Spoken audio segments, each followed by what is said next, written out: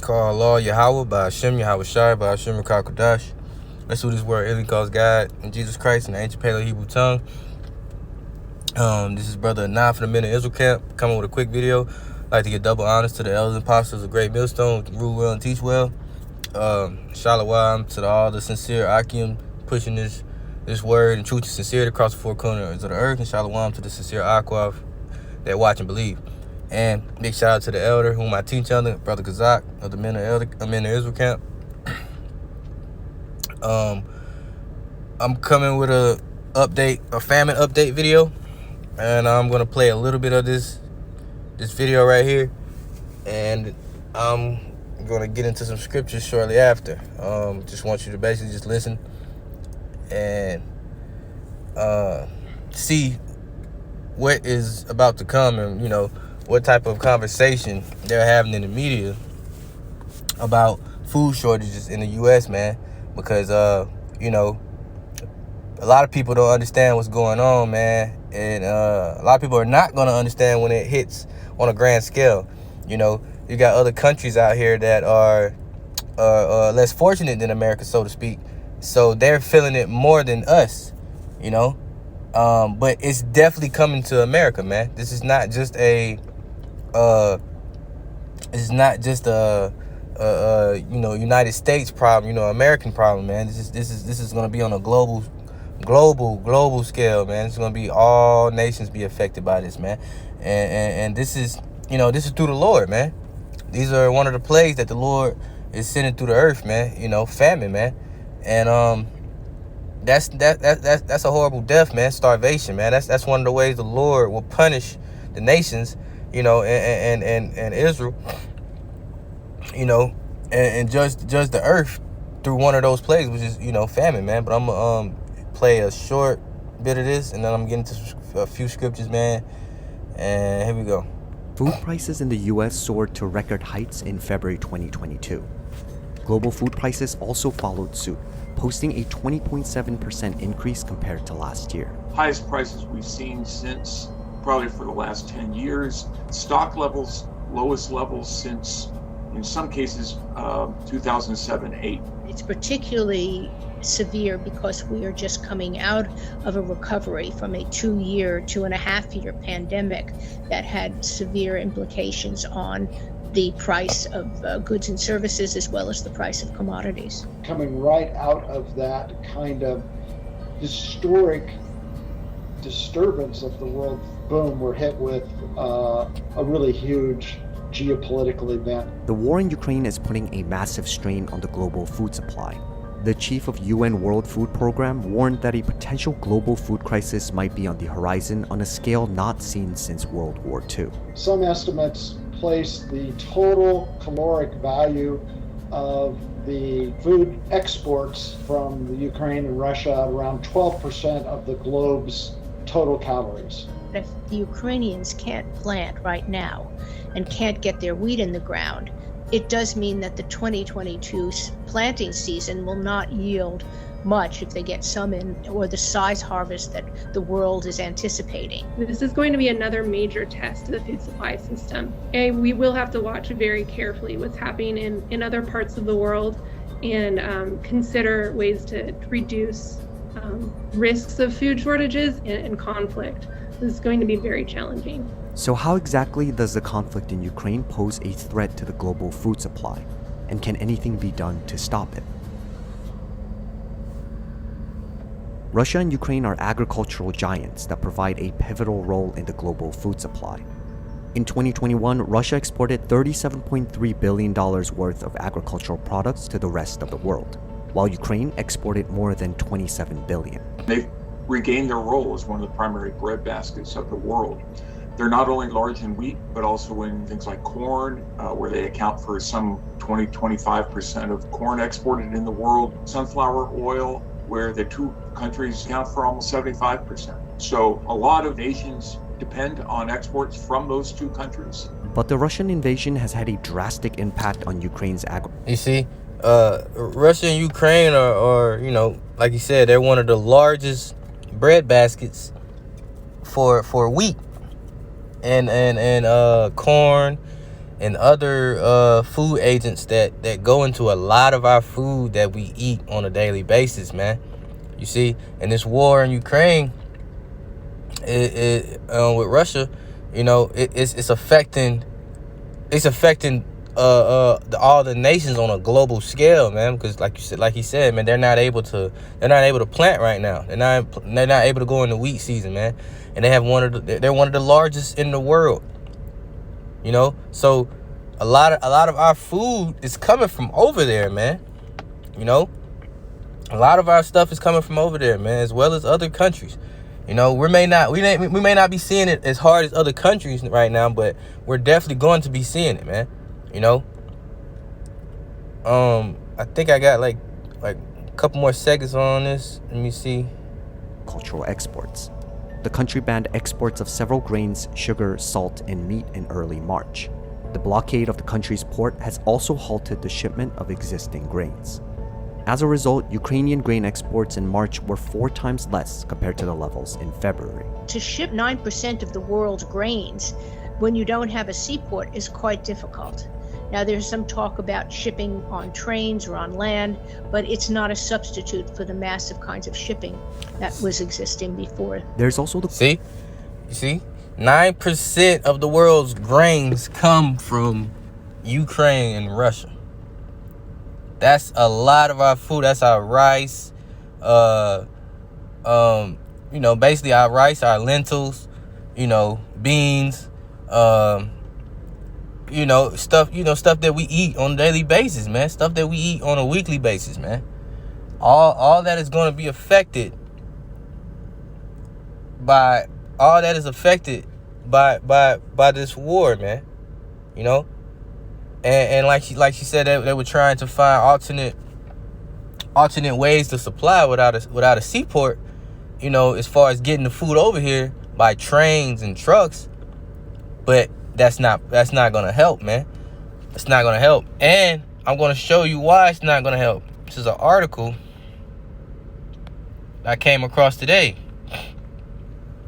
It says, now they are warning us that shortages of diesel fuel and electricity are coming in the months ahead. And this is endtimeheadlines.org. They got an app. You can download this app, man. They constantly post articles to keep you up to date with a global scale of major events that happen that can affect the economy, you on a daily. They're on point, man. I'm gonna read a little bit of the article and I'm gonna get into the scriptures. It says, on top of everything else that is going wrong, shall we add diesel fuel shortage and a nationwide electricity shortage to the equation? I never imagined that I should be writing about such things in the middle of 2022, but here we are. I will discuss potential electricity shortage in a moment, but first I want people to understand how serious a widespread diesel shortage would be. Without diesel, our trains and trucks don't run. If they don't run, America's supply chains completely and utterly collapse. You see, the Lord is using these nations to cripple the necessities of things that we would have the normal luxury to on a daily basis by fulfilling His will, man. He's bringing this famine in by these major world events that are going on, man, around the world, man. You got this, 2.5 year pandemic we've been in the middle of, may I say pandemic, and then you got this war on Ukraine, which is gonna usher in World War III eventually. All these things are of the Lord, man, to usher in plagues, prophecies that are coming to pass. All these things are in the Lord's will, man. It says, so even a moderate shortage would be absolutely paralyzing for the U.S. economy. Unfortunately, supplies are rapidly dwindling, and we are being warned that a global diesel shortage that will shock people could begin as soon as next month. This is May, man. So they're saying in June. We are looking at a nightmare in the terms of global diesel shortage that will shock people starting in June. Diesel inventory on the East Coast is 18 million. About 3 days demand as of today. We will run down to sub 10 million, and I'm guessing that's 10 million gallons. 10 million gallons or tons. Let us hope that a way can be found to keep all of our trains and our trucks running. You gotta understand, we get a lot of our natural resources and a lot of our food from trucks and trains. So with the lack of diesel, fuel for these trains and these trucks to run, that's gonna cripple and slow down. Like I said, it's gonna paralyze. What did it say? It's gonna paralyze the U.S. economy, man, for supplies. It's gonna cripple us, man. So a lot of things that you're not gonna be able to go to the store and get the normal things that you are used to, man. And I've been experiencing that lately, man. I've been having to go to one or two of the same stores just to get certain shit. Excuse my French, but just to get certain things, man. Like, my daughter, she drinks these little vitamin waters from Target, man. And they haven't even been on the shelf in like a good two and a half weeks, man. I've been going to 2 different Targets for the past 2 weeks thinking it's gonna pop up. And it dawned on me when I started seeing these articles, like, of course, stay in a spiritual mindset, like, damn, this famine coming, man. Going to the store every month and on a weekly basis, you're starting to see less and less of certain products that you would normally buy for your household, man. So you gotta realize, like, hey, man, something's going on. People don't reverence these things. People don't consider these things. It says, but if an unprecedented supply crunch could be averted, everyone agrees that the price of diesel is going to be going way up. Of course, and that's that famine too, man. I mean, that's that inflation, Salakia. That's that inflation, hyperinflation. Regular gas is $4 where I'm at right now. And I'm down south. Man. I'm in South Carolina, so I can imagine how it is up north on the West Coast, man, for 87. And I don't even pump 87. I pump 93. It's damn near $5 a gallon for me. I put $45 in, and that barely give me half a tank, man. It give me a little bit over a half a tank, man.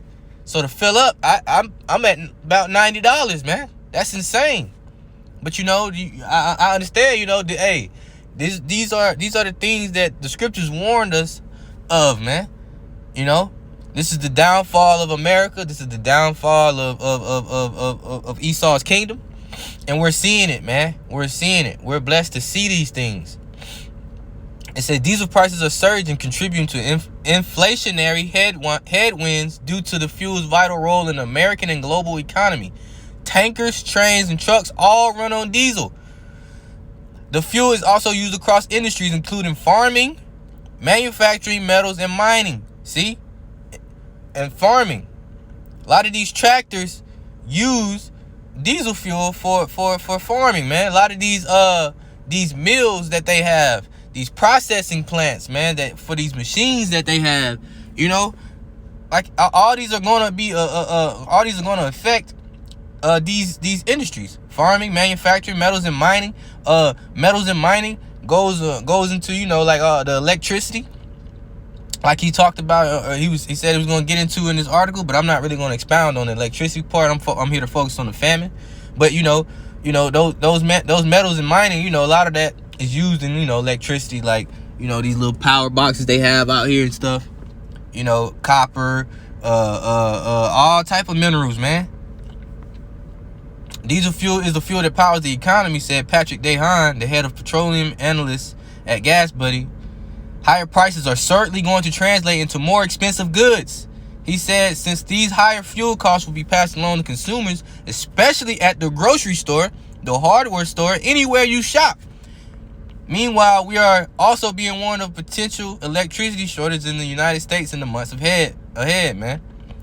So, like I said, man, all this is gonna cripple the economy, man, and it's gonna have us in a bind. Well, have the world in a bind because the elect is gonna be okay, man. I'ma get a few scriptures, man.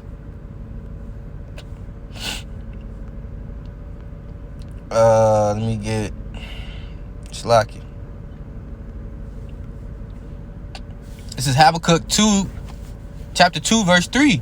For the vision is yet for an appointed time, but at the end it shall speak and not lie. And how shall it speak? Through these prophecies, man.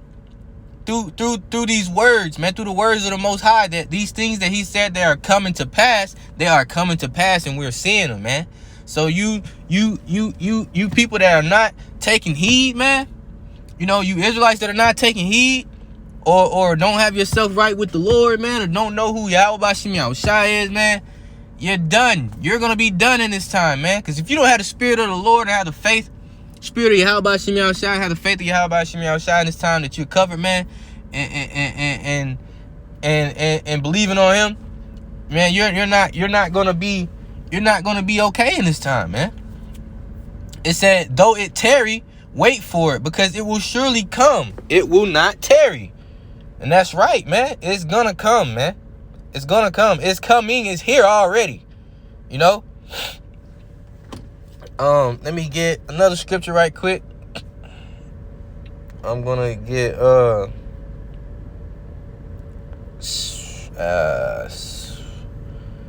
Second Esdras. I'm going to the Apocrypha. Second Esdras 15 16, I think. I wanted 16 and 20.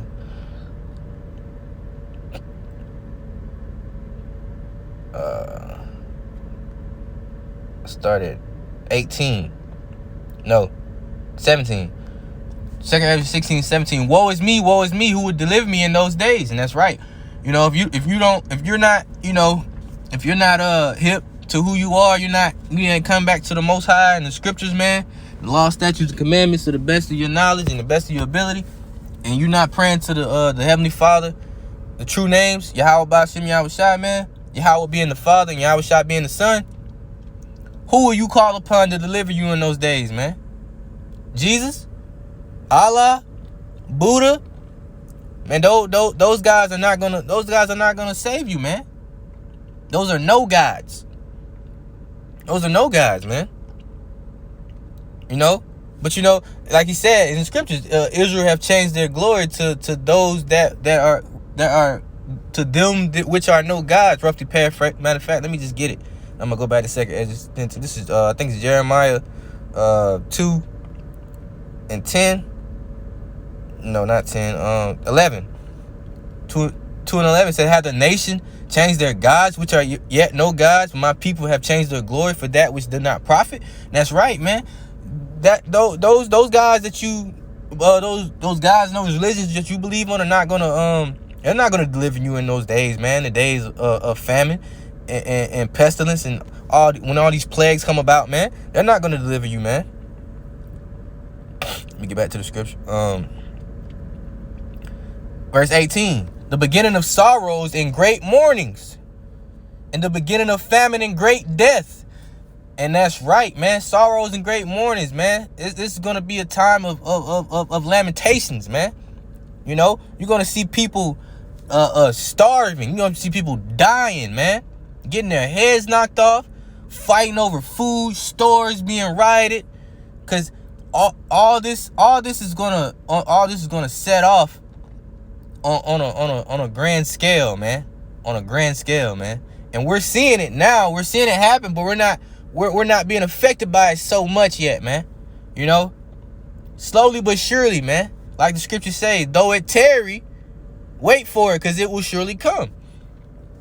It says the beginning of wars, and we've seen that, you know, with Ukraine and Russia, you know, and the power shall stand in fear. The beginning of evils. What shall I do when these evils shall come? Right, man, because the Lord's gonna have people out here ravishing and doing all types of wickedness, man. He's gonna have the spirit of the Lord is gonna be on these Edomites too, man. To destroy, man, with the sword, to ravage houses, to overthrow houses, you know. All this, man. All this is gonna happen, man. It says 19. Behold, famine and plague and tribulation and anguish are sent as scourges for amendment, man. Sent as scourges for amendment, man, meaning punishment, correction, judgment. But for all these things they shall not turn from their wickedness, nor be always mindful of the scourges, right? Because our people don't consider these things. They don't know the judgment of the Lord, man. You know? Verse 21, behold, victuals shall be so good cheap upon earth that they shall think themselves to be in a good case. And even then shall evils grow upon the earth, sword, famine, and great confusion. Verse 22, for many of them that dwell upon the earth shall perish of famine. So the Lord is saying many of them on the earth shall perish of famine, man. You see? Perish. They're going to perish, man. And the other that escape the hunger shall be destroyed by shall the sword destroy, man. And the dead shall be cast out as dung. There shall be no man to comfort them, for the earth shall be wasted and the city shall be cast down, man. And that's right, man. That's what we're seeing, man. That's what we're going to see, man. We're going to see all these things come to pass, man. You know? So, like I said, we're gonna be fine, man. We're gonna be fine in that day. The elect is gonna be all right, man. Lord willing, we're part of that number. He said that his servants shall eat. You know, the ones that follow him, man, the elect, you know, the 1/3 that are out here on the run or going through experiencing the beginning of the aftermath of the end, man. We're gonna be the ones that the Lord is gonna take care of, man. His true followers, man. You know. And let me get that scripture. Salakia. This is Isaiah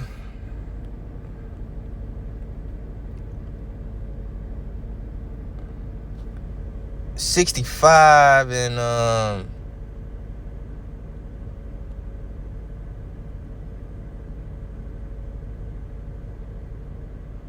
13. I'm gonna start at 12. Therefore I will number you to the sword, and you shall all bow down to the slaughter, because when I called, you did not answer. When I spake, you did not hear, but did evil before mine eyes, and did choose that wherein I delighted not. You see? You know? Verse 13, therefore thus said the Lord Yahweh, behold, my servants shall eat, but ye shall be hungry. Behold, my servants shall drink, but ye shall be thirsty. Behold, my servants shall rejoice, but ye shall be ashamed, man. You see? So this upcoming famine, we're prepared for it. The hopeful elect, you know, we're prepared for this, man. We're prepared mentally, spiritually, and you know, physically, man, for these things, man. We're gonna come into this thing head first with a heads up, understanding that the Lord warned us of these things, man. You know, he warned us of these things, and we're warning you. And we're warning you. See? Ezekiel 3:17. Son of man, I have made thee a watchman unto the house of Israel. Therefore, hear at the word of my mouth and give them warning from me. And that's right. That's what we do. We try to give Jake warning. Try to let him know his iniquities, his transgressions. Let him know to come back. But we know 2/3 of our people are not gonna hear these words, man. So who are we out there for, man? The ones that hear, man, and convert. You know, the one that hear and come back to their power, man. You know. But you know, that was just it. That was my quick video, man. Hopefully it was edifying. Shalom until next time. This is Brother Anah.